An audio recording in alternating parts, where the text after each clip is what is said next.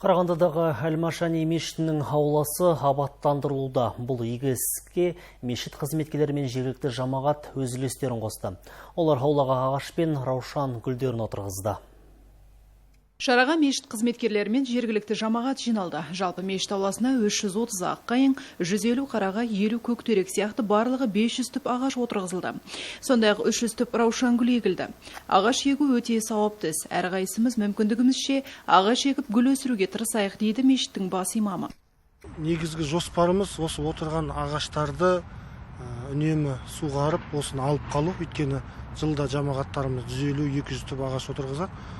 Бірақ осы суғару мәселесі қиын болып тұр. Соған қатысты осы біздің қаламыздағы Алматерім Жако фирмасы осы пластик тұрбаларды шығарумен айналысады. Сол фирманың басшылары, жомарт азаматтар бізге бір 800 метр жаңағы тұрбалары берді. Мешіттің саябағына адамдардың демалу үшін 12 орындық қойылады. Көгалдандыру жұмыстары да әрі қарай жалғаса бермек.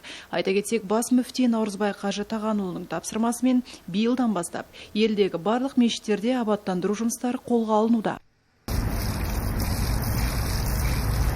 Игі бастама Қазақстан мұсылмандары діни басқармасының құрылуына 30 жыл толуына байланысты және ел тәуелсіздігінің 30 жылдығына орай ұйымдастырылды. Райхан Сайранбек, Сайран Ақанбаев, Аман Хамид, Сарыарқа.